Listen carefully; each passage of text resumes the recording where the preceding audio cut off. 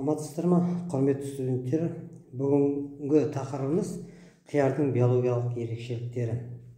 Дәріс жоспарына келетін болсақ, бүгін келесі сұрақтар қарастырылады. Ол қиярдың шығу тарихы, жылыжай жағдайында қиярдың өсірудің агротехникалық және экологиялық жағдайлары, жылыжай қияларының әртүрлі топырақ субстраттағы өсу үдерісі мен үнемділігі, жылыжай жағдайында қиярдың минералды қоректену ерекшелігі. Енді қиярға келетін болсақ, қияр бұл шыққан жер Үндістанның тропикалық және субтропикалық аймақтары болып саналады. Гималай тау бөктері болып табылады. Ол жерде әлі де табиғи жағдайда өседі. Қияр ең әлемде көп тараған көкөніс дақылдарының бірі. Гректер қиярды аорос деп атаған, пісіп жетпеген жемістері тағам ретінде қолданылғандықтан бұл сөз піспеген деген аударымда болады. Аорос сөзі біртіндеп агорос деп сөзге ауысқан. Үндістанда ежелгі мекен болып саналатын қиярды 3000 жыл бұрын өсіріп бастаған.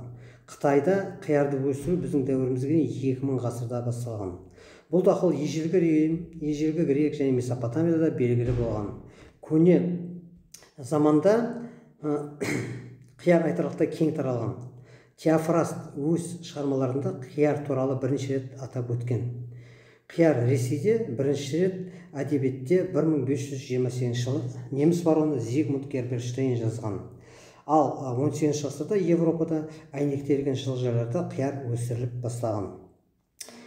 Енді қиярға келетін болсақ, биологиялық ерекшелігіне келетін болсақ, қияр асқабақ тұқымдасының жататын бір жылдық көкөніс дақылы. Жарық, ылғалды және жылы жерлерде жақсы өседі. Суыққа төзімсіз. Сабағы жатаған не өрмелегіш, 5 қырлы, ұзындығы 1,5 метрде болады. Жапырағы кезектесіп орналасқан, ұзын сағақты түкті болады. Будан түрлері 6 метрге дейін баруы мүмкін. Гүлі, мына суретте көріп тұрғаныңыздай, мына қиярдың өсімдігінің суреті берілген. Гүлі сары болады, дара жыныс болады. Жеміс қияр, жеуге жарамды, тұқымы көп, шырынды және түсі жасыл болып келеді. Қиярдың жаңа айттық, сабақ жатаған болады, бұтақтанғыш келеді. Жапырақтары сағақ қолтығында орналасқан және мұртшалары, өркендері, жанама тамырлары, гүлдері де қалыптасады. Аталық гүлдері гүл шоқырына, қалқанға, аналықтары жалғыздан кейде шоқпарбас тәрізді орналасқан. Негізгі бастапқы тамыры 1 метрге дейін бола алады. Осы тік тамырдан жайылып тұрған көптеген жанама тамырлары топырақтың жоғарғы қабатында, яғни 25-30 сантиметрде орналасады. Тамыры күшті тармақталған. Тамырдың негізгі бөлігі топырақта. Сабақтанудың түрлеріне келетін болсақ, орталық бір сабақты, көп сабақты, яғни 8-ден де одан да көп, және орташа 5-ден 8-ге дейін, және аз сабақты 1-ден 4-ге дейін болады. Жапырақтың екі жақ беттері сабақтары сияқты түктенген. Және бірақ кейбір түрлері бар, түксіз түрлері де болады. Сабақта мұртшалар болады. Олар кез келген тірекке жабысып отырады. Енді келесі слайдқа келетін болсақ, мына жерде көріп тұрмыз, біз айттық, қиярдың жалпы 3 түрлі гүлі болады. Ол аналық гүлдері, аталық гүлдері және гермафродитті гүлдері. Мына суретте көріп тұрғанымыз аналық гүлдері. Енді аналық гүлдерге келетін болсақ, олар көбінесе жапырақ қолтықтарында біреуден немесе қосақтасып, екеуден, анда-санда үшеуден де орналасады. Ал аталық гүлі көбінесе жалғыз орналасады. Қияр гүлдері жапырақтың қолтығында орналасуын бақылауға болады. Қазіргі кезде көбінесе мына жылыжай шаруашылығында тек аналық гүлдері бар қиярдың будандарын қолданады. Себебі олар көбінесе көп өнім береді. Енді гермафродит гүліне келетін болсақ, бұл аты айтып тұрғанда гермафродит, яғни аналық гүлі, аталық гүліне шоғырланып бастаған көп гермафродит. Мына гермафродит гүліне көріп тұрсыздар, бұлардың өнімі кішкене дөңгелек болып келеді, қиярдың өнімі. Сосын мына аталық келетін болсақ, аталықтың шоғырланып өсіп көріп тұрғаныңыздай. Енді гермафродит гүлдері жалпы негізінен дөңгелек жасыл түйіндер пайда болады олардан. Гермафродит гүлінің аталық және аналық мүшелері болады.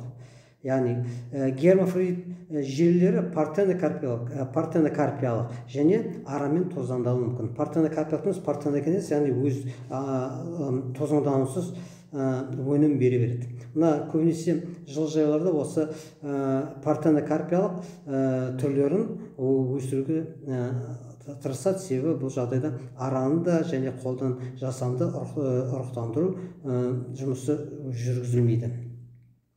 Енді тұқымдар жалпы осы қиярдың 12-13 температурада өсе бастайды. Бірақ қияр тұқымының оңтайлы өсу температурасы 25-30 градус болып есептеледі. Жеміс беруге дайын өсу және даму үшін ең қолайлы температура жалпы 24-28 градус болып табылады. Ал бұлтты күндер 18-22 градус, түнде 12 градустан төмен емес деңгейде ұстап тұруға қажет. Егер күндізгі температура 30 градус болса және ұзақ уақыт, олар қиярдың өсуіне қолайсыз әсер етеді. Енді мына өсімдіктің қалыптасу тәсіліне және отырғызу мерзіміне байланысты олардың тұрғызу тығыздығы 1 метрге шамамен 2-3,5 өсімдікті құрауы мүмкін.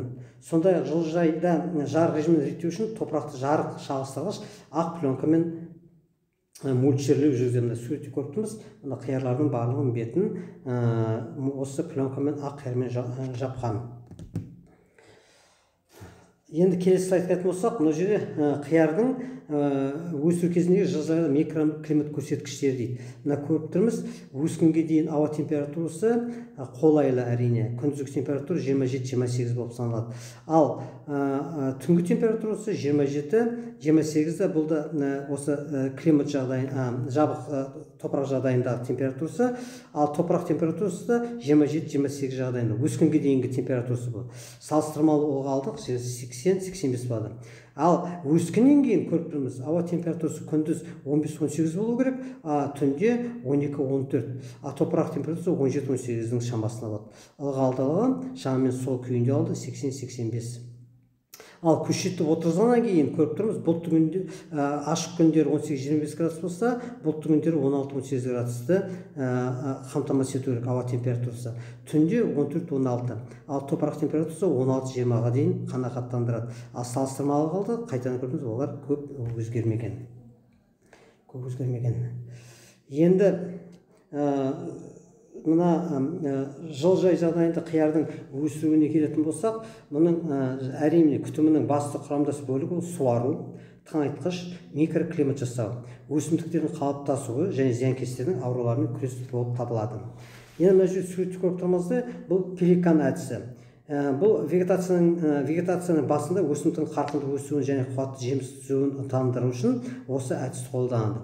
Пеликан аспал ілмегі болады. Көріп тұрмыз, жоғарыда ілмек. Сол аспал ілмегі топырақтан 190 см биіктікте шпарлерге бекітіледі.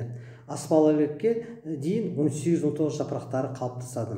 Орталық сабақтан 20-25 см жоғары өсімдіктер ілгекті ершікке салып, ершікті көріп төмен қарай, сосын төмен қарай жаңағы сабағы қиярдың төмен қарай бағытталып өсіп отырады. Енді бұдан да тағы басқа да әдістері бар, әрине қолданатын. Сол себепті енді бұл бүкіл әдіске тоқтай алмаймыз. Енді осы қиярды қорытындылайтын болсақ, және біз күнделікті дастарханымызда кездесетін өнім, сондықтан мұның биологиясы жалпы біздерге бақша жағдайында өсіреміз, әрине ерекшелігі бар, бірақ бәрімізге белгілі деп ойлаймыз.